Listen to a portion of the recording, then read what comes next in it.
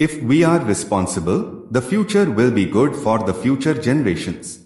Bharatiya Nagarik Suraksha Sanhita, BNSS, 2023. Chapter XXVI, Provisions as to Offences Affecting the Administration of Justice, Sections 305 to 327. Chapter 26 of the Bharatiya Nagarik Suraksha Sanhita, BNSS, 2023, outlines the legal framework and procedures for addressing offences that impact the administration of justice. Sections 305 to 327 focus on ensuring the integrity of judicial processes and holding accountable those who attempt to undermine the judicial system through various illegal acts. This chapter covers a range of offences, including perjury, obstruction of justice, and contempt of court. Section 305, Giving False Evidence. Section 305 deals with offences related to giving false evidence in judicial proceedings. Key points: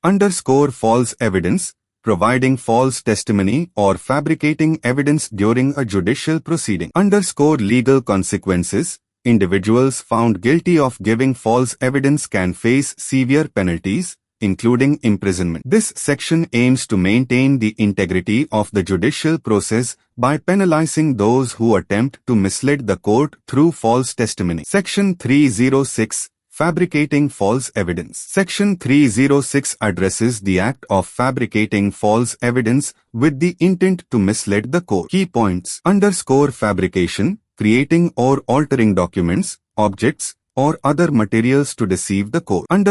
Intent, the intent to affect the outcome of a judicial proceeding is a critical component. This section ensures that individuals who create false evidence to influence judicial outcomes are held accountable. Section 307, Punishment for False Evidence and Fabricating False Evidence. Section 307 prescribes the punishments for those convicted of giving or fabricating false evidence. Key points: imprisonment and fines. Penalties may include imprisonment, fines, or both.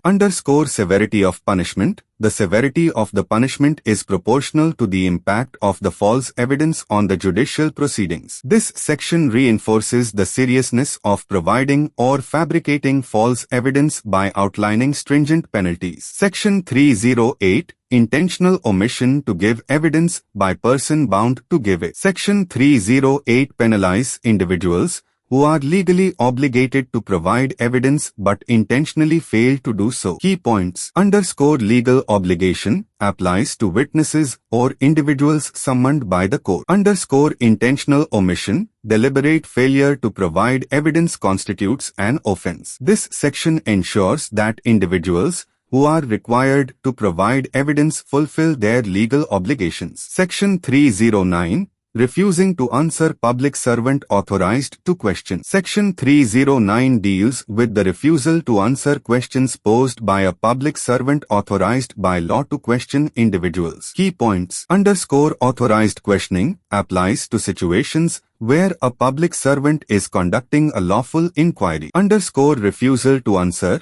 Willful refusal to answer questions can result in penalty. This section supports the lawful inquiries of public servants by penalizing uncooperative individuals. Section 310, False statement made in declaration, which is by law receivable as evidence. Section 310 addresses making false statements in declarations that are legally admissible as evidence. Key points: false declaration, providing false information in legally recognized declarations. Legal admissibility. The declaration must be admissible as evidence in judicial proceedings. This section ensures that declarations used as evidence are truthful and reliable. Section 311, Using evidence known to be false. Section 311 penalizes the use of evidence known to be false in judicial proceedings. Key points: knowledge of falsehood. The person using the evidence must be aware that it is false. Legal consequences.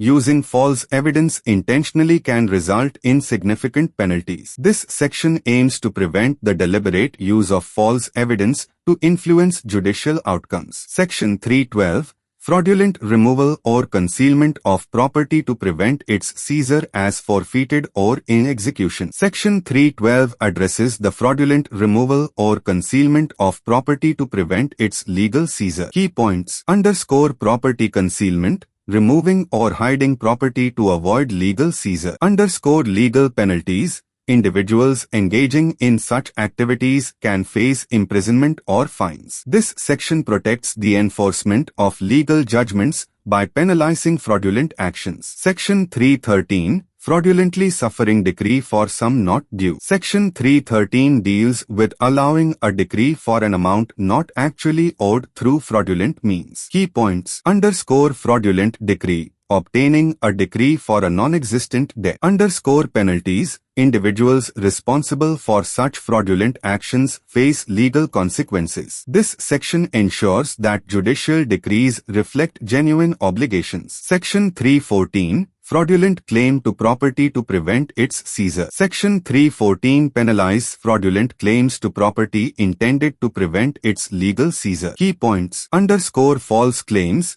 claiming ownership or rights to property to prevent its lawful seizure. _ legal repercussions.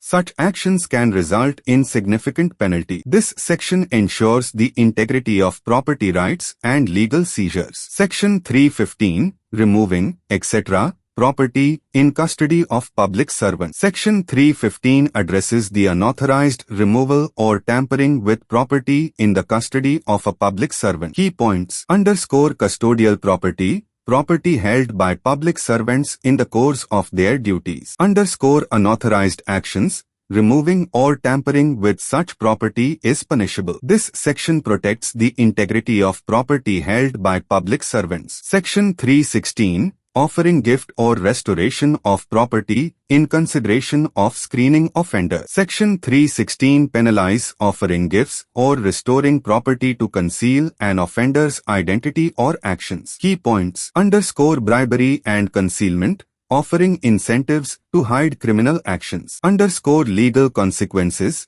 Such actions are subject to severe penalties. This section prevents corruption and the concealment of criminal activity. Section 317, public servant disobeying direction of law with intent to save person from punishment or property from forfeiture. Section 317 penalizes public servants who disobey legal directives with the intent to protect individuals or property from legal consequences. Key points: _ abuse of authority, public servants using their position to obstruct justice. _ severe penalties.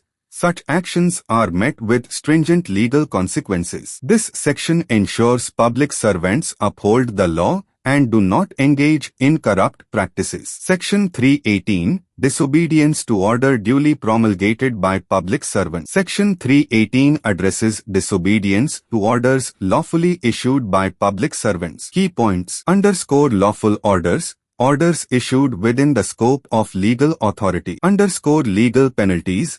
Failure to comply with such orders results in penalty. This section ensures respect for lawful orders issued by public authorities. Section 319, furnishing false information. Section 319 penalizes the act of furnishing false information to public servants or in legal documents. Key points: _ false information, providing incorrect or misleading information. _ legal repercussions.